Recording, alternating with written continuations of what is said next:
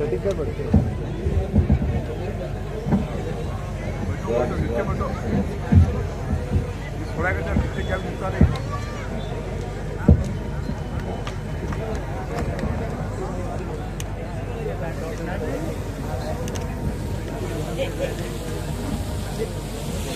عليكم ورحمة الله وبركاته. بسم الله الرحمن الرحيم. الحمد لله وكفى وسلام على عباده الذين اصطفى أما بعد. الحمد لله رب العالمين والعاقبة للمتقين، والصلاة على رسوله محمد وعلى آله وأصحابه أجمعين. فأعوذ بالله من الشيطان الرجيم. بسم الله الرحمن الرحيم. ومكروا ومكر الله والله خير الماكرين. صدق الله العظيم وصدق رسوله النبي الأمي الكريم. اللهم صل على سيدنا محمد وعطرته بعدد كل معلوم لك. اللهم صل على سيدنا محمد عبدك ورسولك وعلى المؤمنين والمؤمنات والمسلمين والمسلمات. सदर इजलास मुस्लिम मुत्तहिदा काउंसिल के मुअज़्ज़ज़ ज़िम्मेदार, आबरूए मिल्लत हज़रत मौलाना सैयद तनवीर हाशमी साहब हफ़िज़हुल्लाह,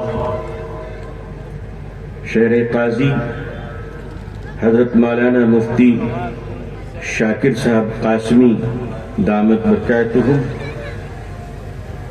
और मुख्तलिफ इदारों के, तंजीमों के, मकातिब फ़िक्र के रूहानी कायदीन, जमात इस्लामी, जमीयतुल उलमा, जमीयत अहले हदीस, मसलके देवबंद, उलमाए अहले सुन्नत, तबलीगी जमात और हिंदुस्तान में वो तमाम लोग जो एक अल्लाह पर यकीन रखते हैं और नबी करीम सल्लल्लाहु अलैहि वसल्लम को अल्लाह का आखिरी रसूल मानते हैं।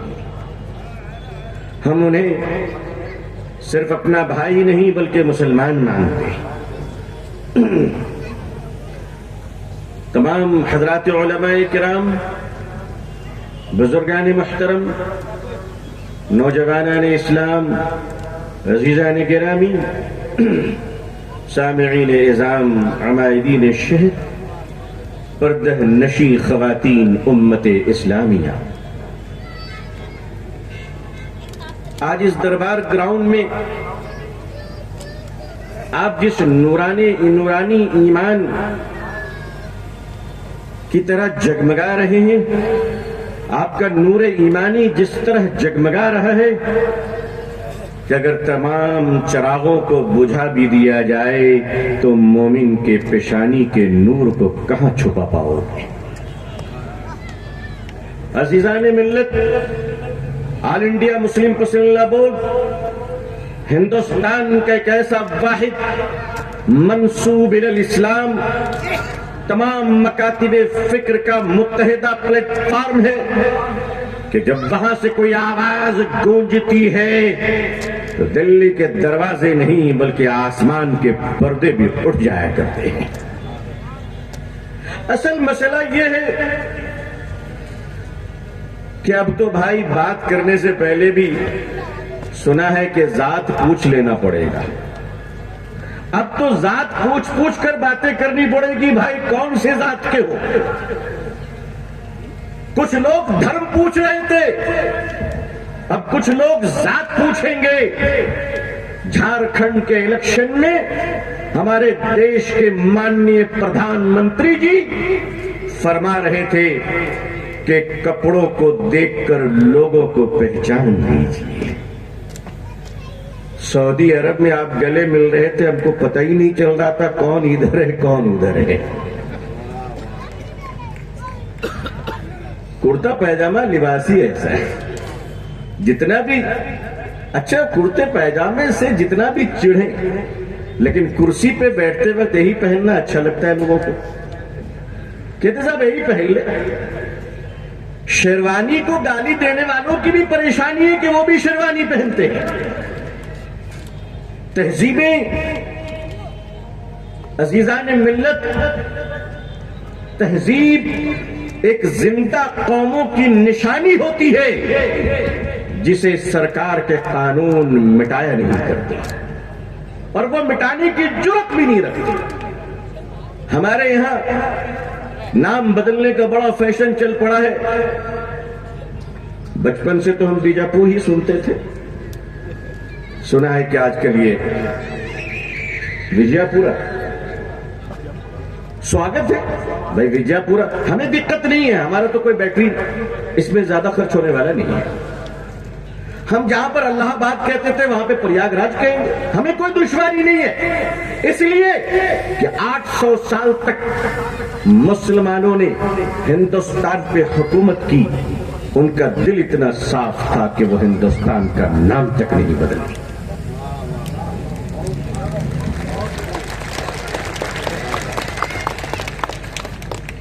अब असल में सारा काम वो लोग करके जा चुके हैं, तो 8-9 साल वाले क्या करेंगे भाई, आप बताइए।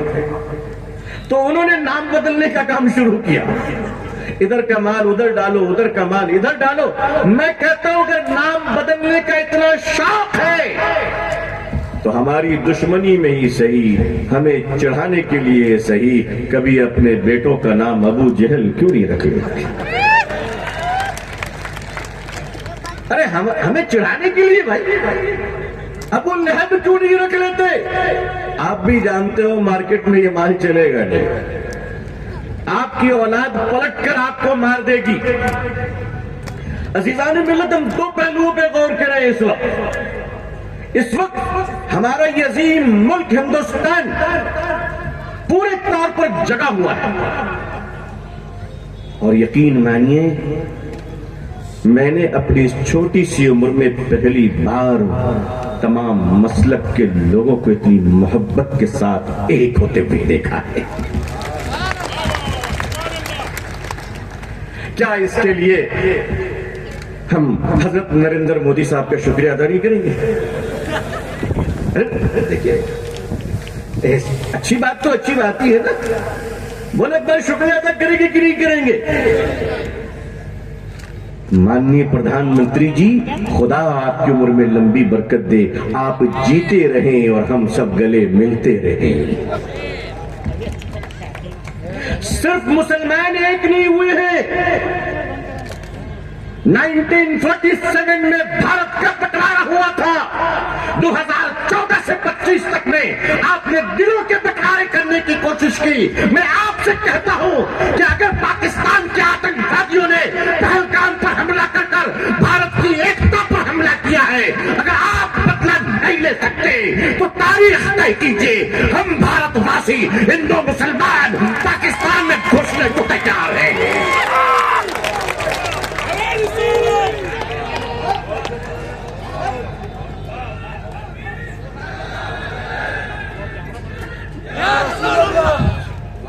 आपसे नहीं हो पाया। 22 तारीख से लेकर आज 2 तारीख है, 10 दिन गुजर चुके हैं, अभी तक हमारे 26 भाइयों का कातिल आजाद घूम रहा है। हम इस देश की तौहीन बर्दाश्त नहीं करेंगे। प्रधानमंत्री जी, अगर आपसे नहीं हो पाता है बॉर्डर की हिफाजत तो आवाज दीजिए। हमारी हर मां की गोद से एक वीर अब्दुल हमीद पैदा हो जाएगा। आपने हमें रिजर्वेशन नहीं दिया, हमने आपको एपीजे अब्दुल कलाम दिया है। आपने हमारे हाथों से, अरे आपने कहा था कि मुसलमानों के बच्चे पंचर बनाते हैं। एक बार छूट दे दीजिए ना, पाकिस्तानियों का भी पंचर ठीक करके आ जाएगा। हमारा मिसाइल बनाना आपको नजर नहीं आता? इस देश में सारे समुदाय, भारत के हिंदू भाइयों, हमें इस्लाम ने कहा है कि आप हमारे इंसानी भाई हैं, और देश से प्यार करना हमने किसी और से नहीं सीखा है, बल्कि मोहम्मद रसूलुल्लाह सल्लल्लाहु अलैहि वसल्लम से सीखा है। हमने कुरान से सीखा है। आपको क्या पता कि देश प्रेम क्या होता है? आपको क्या पता? आजकल लोग देशभक्ति के नाम पर माल बेच रहे हैं। बोलिए, कहते ये शरबत पीजिए तो भारतीय हो जाइएगा, ये शरबत पीजिए तो पाकिस्तानी हो जाइएगा। बताइए साहब, एक जाली बाबा जो लाला है,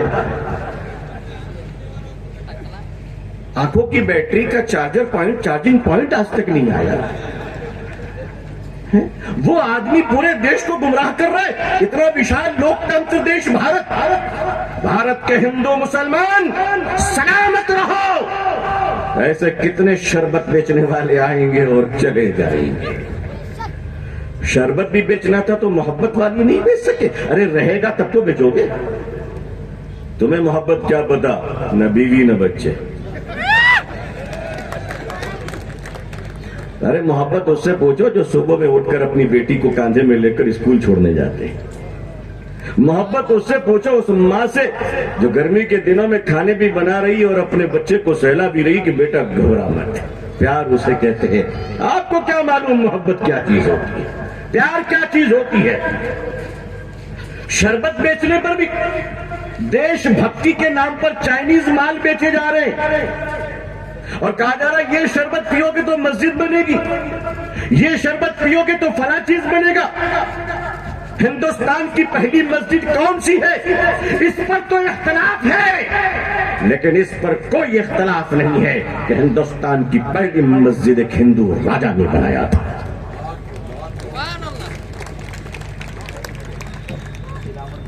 चरामन मॉस्क, कुछ लोग बड़ोदरा भी कहते हैं।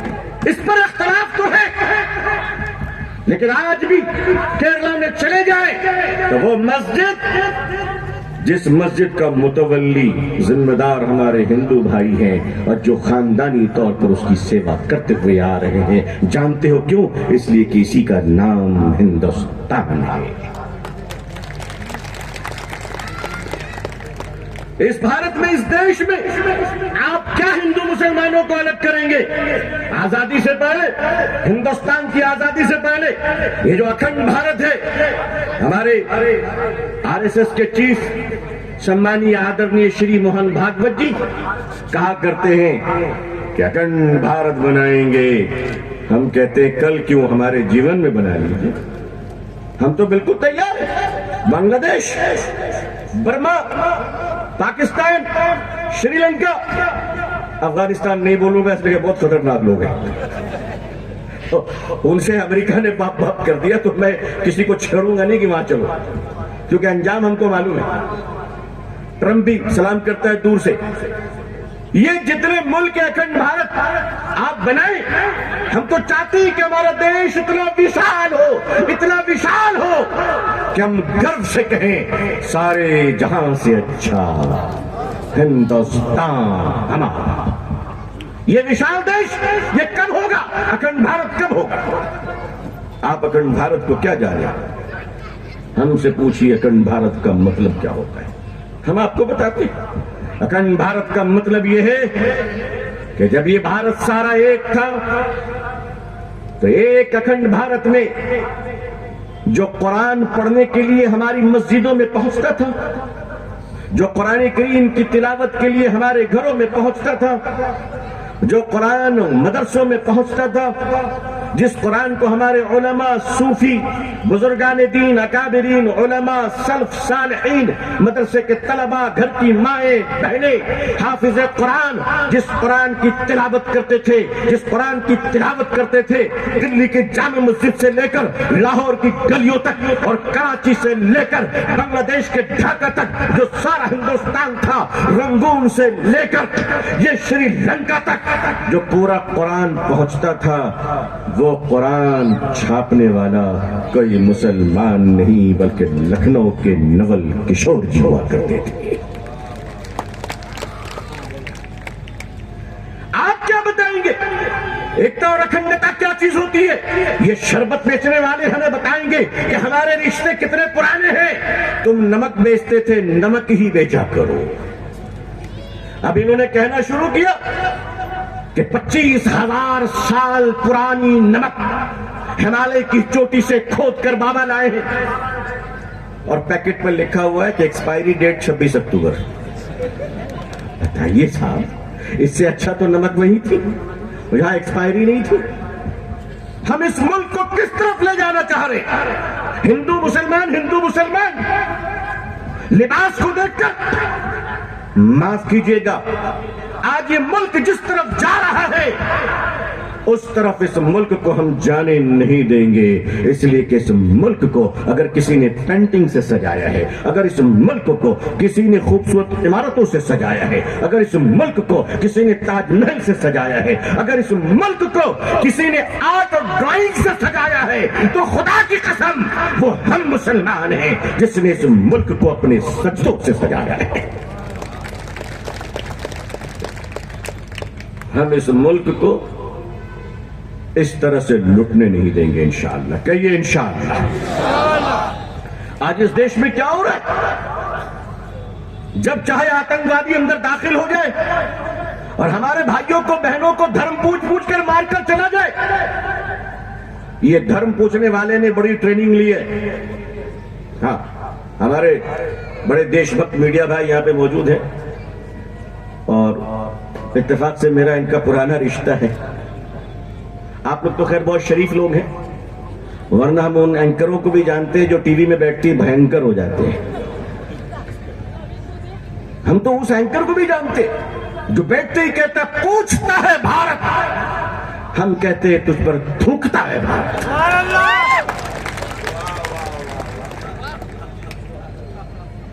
किस धर्म पूछकर मारा। मैंने सोचना शुरू किया ये किस स्कूल में ट्रेनिंग लिया, धर्म पूछकर क्यों मारा? इसलिए कि हमारे देश में ये रिवायती परंपरा तो नहीं है।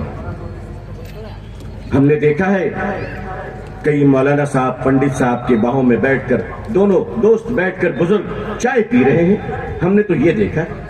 हमारे देश में तो गंगा जमुनी की तहजीब है। हमारे देश में तो परंपरा ये है कि जिस चंद्रमा को देखकर हमारी हिंदू बहनें घर में चौथ अपना रखती है और खोलती है और खाना खाती है, हम मुसलमान उसी चांद को देखकर रोजा भी रखते हैं और ईद भी करते हैं। हमारे देश की परंपरा तो यह है कि जिस गंगा के पवित्र जल से हमारे हिंदू भाई स्नान कर मंदिरों में पूजा करते हैं, उसी गंगा के किनारे घाट पर तारीख गवाह है हमने भी तो वजू बनाकर कितनी नमाजें पढ़ी है। आखिर ये चंद लोग नाम पूछकर क्यों मारने आए, ये सोचने वाली बात है। क्रोनोलॉजी समझिए, हमारे मीडिया के भाई भी समझ जाएं। ये तो समझदार है ही हैं, यहां से ठीक समझ के जाते हैं, वहां जाने के बाद चेंज हो जाते हैं। ये हमारी तकरीरों को फाड़ते हैं, बड़ी मेहनत करते हैं बेचारे, मगर मजबूरी ये है कि दूध को फाड़ोगे तो दही बन जाएगा और ज्यादा दही को छीनोगे तो मक्खन निकल जाएगा। भाई हमें मदरसों में ट्रेनिंग दी गई है कि सम्मान पूर्वक बातें किया करो।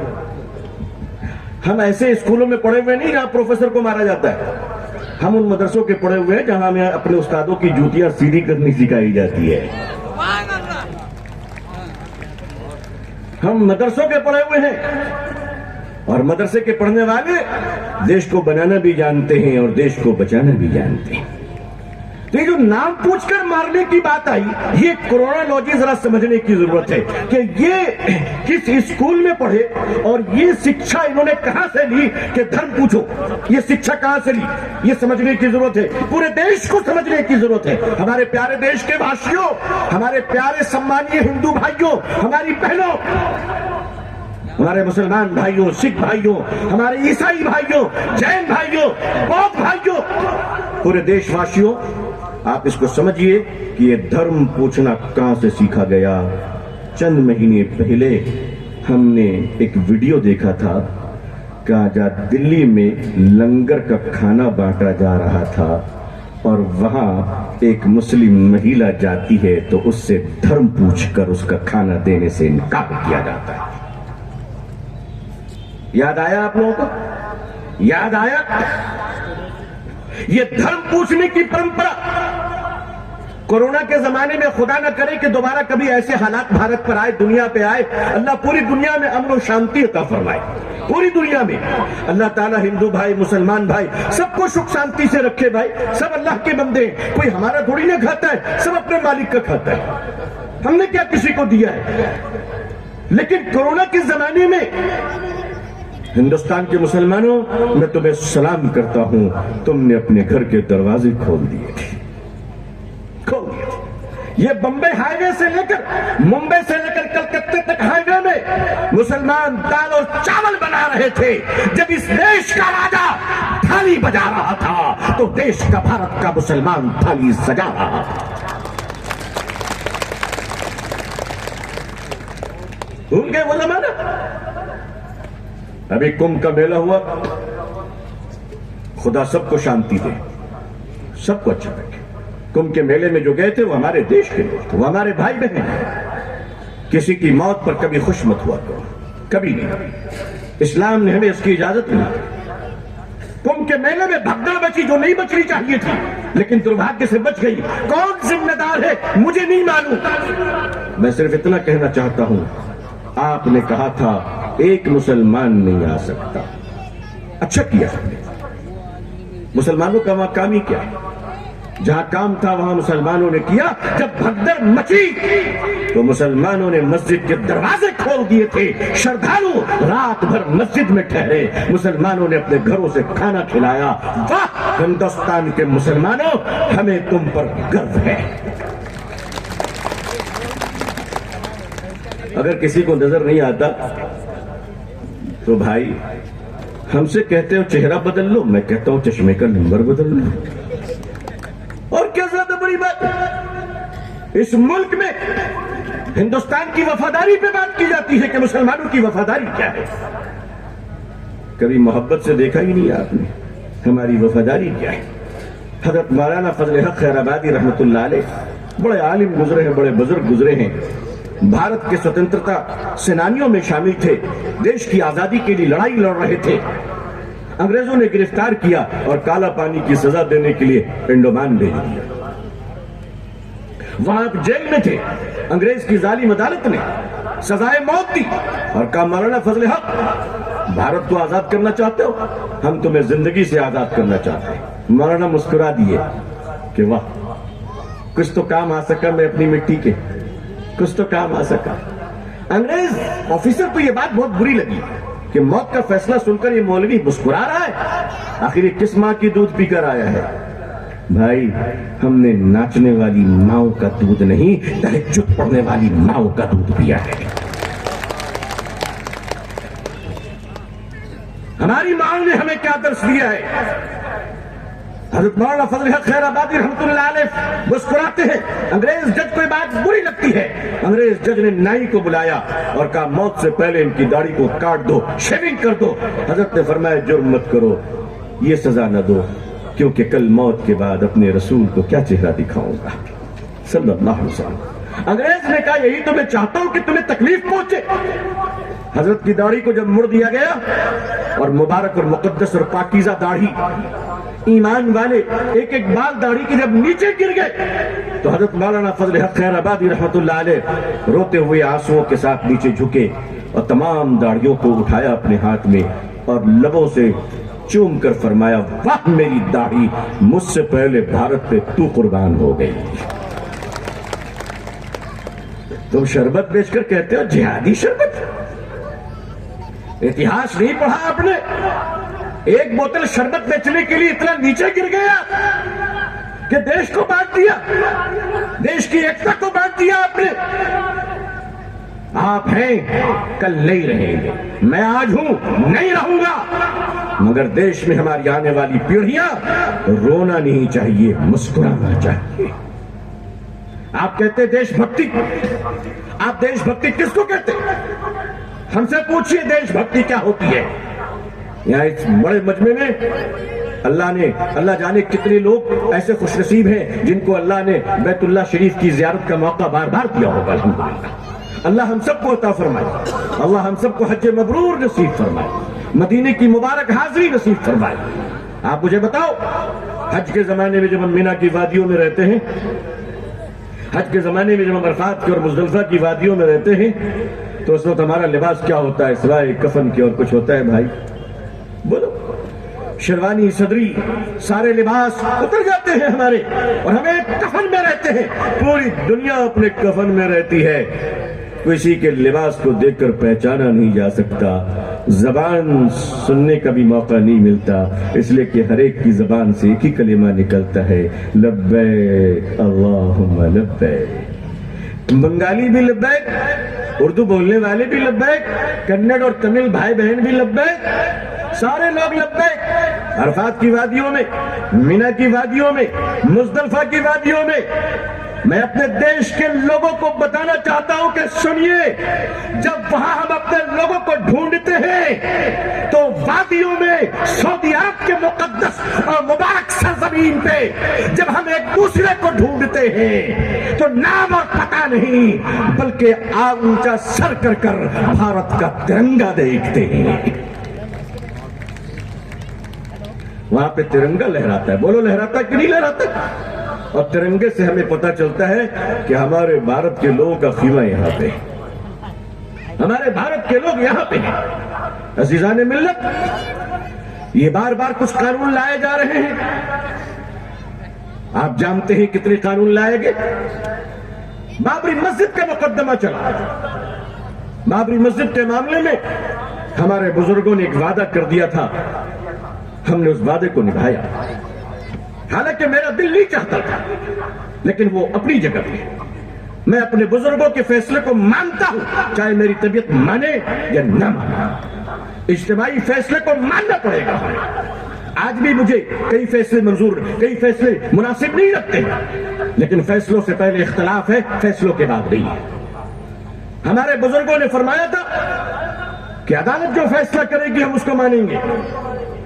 ये हमारी बुज़दिली नहीं थी, ये हमारी बुज़दिली नहीं थी, बल्कि भारत के तई अदालत का सम्मान था। हमने माना। आपने फैसला क्या किया वो दुनिया जानती है, दुनिया जानती है। आने वाले वक्तों में हमारे लॉ के स्टूडेंट्स वो फैसले पढ़ेंगे तो अपने सर के पसीने पोंछेंगे। क्या ऐसे भी जजेस थे? इस तरह के भी जजेस थे जिनको एमएलसी बनना है, राज्यसभा जाना है, चेयरमैन बनना है, गवर्नर बनना है। बनना कोई बुरी बात नहीं है, बन सकते हैं, मगर ज़मीर को बेचकर बनना यह बुरी बात है, यह कभी अच्छी बात नहीं हो सकती। ज़मीर भी कोई चीज है। मान लिया। उसके बाद हमारे देश के माननीय प्रधानमंत्री जी ने फरमाया भारत की मुस्लिम महिला पर बड़ा अत्याचार हो रहा है। मेरा तो जी चाह रहा था कि इसी चक्कर में वलीमा करवा दे। बड़ा अत्याचार हो रहा है ट्रिपल तलाक के नाम पर। डाटा तो ऐसी सी हैरान करने वाली बात कहती है कि आप सोच नहीं सकते। असल में मसला यह था, औरत की आजादी तो इस्लाम ने खुद रखी है। औरत की आजादी के खिलाफ ना इस्लाम है ना मुसलमान है। आजादी समझिए, आजादी का एहतराम तब होता है जब उसकी सरहदें रहती है। भारत आजाद है क्यों? इसका बॉर्डर तय है। सही है ना? अगर बॉर्डर को भी आजाद कर दोगे तो वही होगा जो हुआ। तो बॉर्डर पे हमारी फौज क्यों रहती है? ताकि भारत के नागरिक आजादी की सांस ले सके। जो जितना दायरे में रहता है वो उतना आजाद होता है। जिसके घर के दरवाजे और खिड़कियां ठीक से बंद हो, वहां बेटियां और माएं आजादी महसूस करती हैं। आजादी किसे कहते हैं? आजादी की परिभाषा क्या है? आजादी का मतलब यह है कि अपने लिमिटेशन में रहना, यह आजादी है। आजादी का मतलब यह है कि सड़क पर गाड़ी चले तो अपनी लाइन में चले, ये ना कि जा तो रहते अपनी लाइन में, उधर से दाढ़ी वाले मोटरसाइकिल वाले आ गए तो अपनी गाड़ी रोक के नाचने लगे। ये आजादी नहीं है। मस्जिदें देखते ही जो है पता नहीं क्या क्या याद आने लगती। ये आजादी नहीं है। पिंजरे में बंद कबूतर को आजादी मिलनी चाहिए। पिंजरे में बंद कबूतर को आजादी मिलनी चाहिए, लेकिन अगर दरवाजा खोलने वाली बिल्ली हो तो फिर अंदर ही रहना बेहतर है। बाहर नहीं। वो लोग आज नारियों की आजादी की बात करते हैं, वो लोग मुसलमान की बेटियों की आजादी की बात करते हैं, जिनके यहां दिन के उजाले में बलात्कार होता है और रात के अंधेरे में अंतिम संस्कार होता है। बेटियों की इज्जत, तलाक बिल लाया गया। मैं शुक्रगुजार हूं कि हमारे बाज फिक़ही मकतबे फिक्र के लोग जो इसमें इख्तलाफ के बावजूद उन्होंने उम्मत के साथ इत्तेहाद का मुजाहरा किया। आपको सलाम पेश है, सलाम पेश। फिक़ही इख्तलाफ है और रहेंगे, और सच बात यह है कि जहां दो दिमाग होते हैं वहां इख्तलाफ होता है। जहां दो दिमाग होते हैं वहां इख्तलाफ होता है। 100% इत्तेफाक तो सिर्फ पागलों में ही होता है। पागल लोग सिर्फ मुत्तफिक होते हैं, आपस में सारे एक होते हैं। उसके बाद बारी बारी चीजों को लाई जा रही है, सिर्फ मुसलमानों को डिस्टर्ब करने, डिस्ट्रॉय करने और मुल्क में पोलराइजेशन लाने के लिए। कोई अगर पूछता है कि भारत में कई करोड़ नौजवान बेरोजगार हैं, कहते हाँ ट्रिपल तलाक पर बिल लाने वाले हैं। अब आप बताइए, मारो घुटना फूटे सर। यानी अगर आप सवाल पूछेंगे तो आपको सवाल का जवाब नहीं दिया जाएगा, बल्कि आपको दूसरे कामों में उलझा दिया जाएगा। हिंदू मुसलमान, हिंदू मुसलमान, हिंदू मुसलमान। अब चूंकि 2024 के चुनाव में एक नारा दिया गया था 400 पार, सुना था कि नहीं आपने? 400 पार। अब अगर माननीय चौकीदार जी आप 400 पार नहीं कर पाए तो क्या उसका बदला हमसे लीजिएगा? आप हमसे बदला लीजिए कि हम 400 पार क्यों नहीं कर पाए। इसको याद रखिए कि आप वक्फ पर आ गए। वक्फ की प्रॉपर्टी, वक्फ की प्रॉपर्टी, वक्फ की प्रॉपर्टी, और कहने लगे कि जहां मुसलमान वक्फ वाले हाथ रख दें, मुसलमान हाथ रखकर कह दें कि ये वक्फ की प्रॉपर्टी है तो ये वक्फ की हो जाएगी। आप मुझे बताइए कि ये पागलों के शहर में भी एक्सेप्टेबल नहीं है। अगर मैं लाल किला पे हाथ रख दूं वक्फ की प्रॉपर्टी हो जाएगी? इंडिया गेट पे हाथ रख दूं, हावड़ा ब्रिज पे हाथ रख दूं, हमारे कलकत्ते में एक मशहूर ब्रिज है, तो क्या वो वक्फ की प्रॉपर्टी हो जाएगी? नहीं। दूसरी बात यह है, कहते साहब वक्फ में करप्शन बहुत है। मैं मानता हूं, लेकिन इसका जिम्मेदार कौन है? भाई चेयरमैन आप बनाते हो, मेंबर आप बनाते हो, कमेटी आप बनाते हो, कंट्रोल आपका है, तो करप्शन का जिम्मेदार हमें? भाई आप ही हो ना जिम्मेदार। हमारे सिख भाइयों के यहां, आपको मालूम होगा कि हमारे सिख भाइयों के यहां पर्सनल लॉ है, और उनके यहां जो चैरिटी और वक्फ की प्रॉपर्टी है उसमें वो गवर्नमेंट को इंटरफेयर करने नहीं देते। मेंबर खुद चुनते हैं, चेयरमैन खुद चुनते हैं। आज उनका डेवलपमेंट देख लीजिए कि उनके अंदर एक भिखारी नजर नहीं आता है।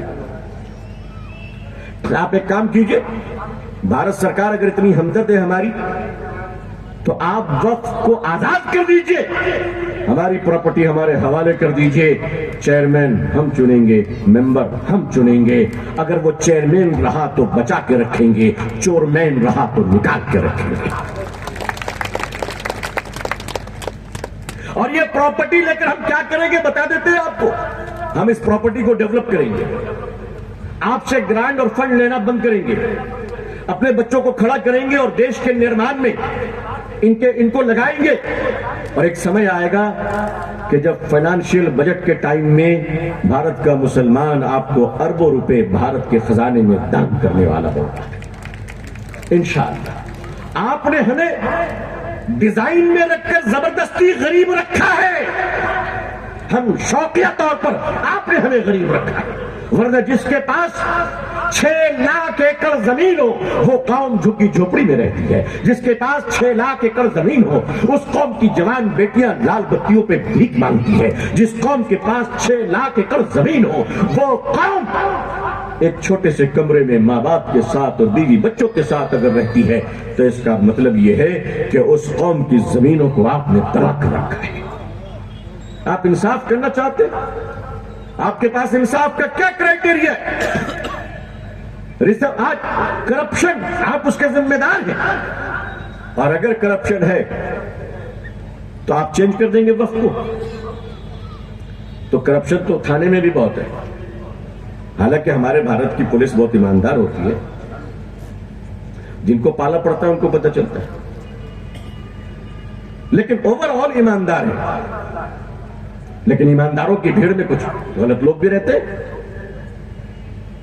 जैसे जाहिर सी बात है हमारे देश के हिंदू और मुसलमान भाई देशभक्त हैं, मगर उसके अलावा भी जासूसी करते हुए कहीं पकड़े गए। आप जानते ही कौन पकड़ा जा रहा है सब। इसका मतलब ये नहीं कि सारे समुदाय सारे समाज को हम बुरा समझने लगे। करप्शन अगर हो रहा है तो करप्शन को बंद किया जाएगा। वक्फ की प्रॉपर्टी पर आपने हाथ डाल दिया और आप कानून ले आए, और कानून में ऑनरेबल मिनिस्टर जनाब किरण रिजिजू साहब सम्मानीय व्यक्ति है, पढ़े लिखे आदमी है, हम उनका सम्मान करते हैं। लेकिन पार्लियामेंट में जो उन्होंने भाषण दिया और जो आश्वासन दी उन्होंने, वो बिल के ड्राफ्ट में मैच क्यों नहीं कर रहा है? वक्फ बाय यूजर पर आप इतने जिद में क्यों हैं? प्रॉपर्टी तो हमारे बुजुर्गों ने दी है, हमारे पुरखों ने उसे चैरिटी की है, आप उसे लेना क्यों चाहते? वक्फ पे हमारी जमीनों पे क्या कहते साहब, वक्फ की जमीनों पे 5 स्टार होटल बन गए और किराया ठीक से नहीं आता। मैं पूछता हूं ये 5 स्टार होटल बनाने की इजाजत किसने दी थी? सरकार ने ही तो दी, आपने तो दिया। तो सारा काम जब सरकार अपने हाथों से कर रही है तो इसका हिसाब सरकार को देना होगा। हम साफ साफ बता देना चाहते हैं। मैं मुबारकबाद देता हूं अपने ऑल इंडिया मुस्लिम पसंदीदा बोर्ड के बुजुर्गों को, उनके अराकीन को, हिंदुस्तानी अवाम को, मुसलमान भाई बहनों को, देश के शांतिपूर्ण और इंसाफ पसंद हिंदू भाइयों को कि आपने डेमोक्रेसी में और जमहूरियत के दायरे में रहते हुए एक ऐसे रेवोल्यूशन और इनकलाब का नारा लगाया है और एक ऐसी क्रांति पैदा की है और एक ऐसा प्रोटेस्ट और पुरअमन पीसफुल एहतजाज का सिलसिला शुरू हुआ है कि हम साफ साफ कह देना चाहते हैं, अगर ऑनरेबल सुप्रीम कोर्ट से ये एक्ट रिजेक्ट हो गया हम सम्मान करेंगे, वरना लोकतंत्र के दायरे में रहते हुए उस दिन तक चैन से नहीं बैठेंगे जब तक कि काला कानून कुचल नहीं दिया जाता। आप सब तैयार हैं इंशाअल्लाह? हमारे इस देश के माननीय गृह मंत्री जी जनाब अमित शाह साहब सदन में खड़े होकर फरमाते हैं कि जो कानून सदन में बन गया उसे मानना ही पड़ेगा। सरकार, किसान कानून नेपाल में बना था क्या? कहां बना था? सदन में बना था। हमारे किसान भाइयों ने बता दिया कि ना जमीन देंगे ना जमीर देंगे। आप कहते हैं कि इंच पीछे नहीं हटने वाले। एनआरसी के जमाने में, सीए के जमाने में हमारे माननीय श्रीमान जी ने कहा था जितना जो करना है कर लो, 1 इंच हम पीछे नहीं हटने वाले। 1 इंच की बातें करते हैं। अंग्रेजों से पूछ लीजिए, जब जनता दौड़ाती है तो कितना पीछे जाना पड़ता है, कितना पीछे जाना पड़ता है। चुनाव आएगा, लोग जीतेंगे, लोग हारेंगे। जो हारे उनका भी सम्मान है, जो जीते उनका भी सम्मान है। हम किसी एक विशेष पार्टी की बात नहीं करते। वो चुनाव की राजनीति अलग होती है, उसमें कौन किसके साथ खड़ा है उसका ये लोकतांत्रिक और डेमोक्रेटिकल राइट और हक है। हर पार्टी को इलेक्शन लड़ने का हक है। लेकिन हम इतना कह देना चाहते हैं कि हम अपने वक्फ की जमीनों पे आपको ब्रोकर बनकर रियल एस्टेट का धंधा करने नहीं देंगे इंशाअल्लाह। ये हम आपको इसकी इजाजत नहीं देंगे। भारत के मुसलमानों, अपने हिंदू भाइयों का सम्मान करते हुए आखिरी हद तक पुरअमन तरीके से, पीसफुल और शांतिपूर्ण तरीके से आप ऑल इंडिया मुस्लिम पसंदीदा बोर्ड के साथ खड़े रहेंगे इंशाअल्लाह। एक बार खड़े होकर अपनी भरपूर ताकत का मुजाहिरा कीजिए, ताकि कैमरे की नजरें भी देख ले कि आप खड़े हैं। ऑल इंडिया मुस्लिम पसंदीदा बोर्ड, हिंदुस्तान, हिंदू मुसलमान की एकता, भारत, तमाम मसलक मुसलमानों के तमाम मसलक के मुबारक और मुकद्दस इत्तेहाद, जिंदाबाद जिंदाबाद। खुश रहिए। आखिर दावाना अल्हम्दुलिल्लाहि रब्बिल आलमीन, वस्सलामु अलैकुम व रहमतुल्लाहि व बरकातुहू।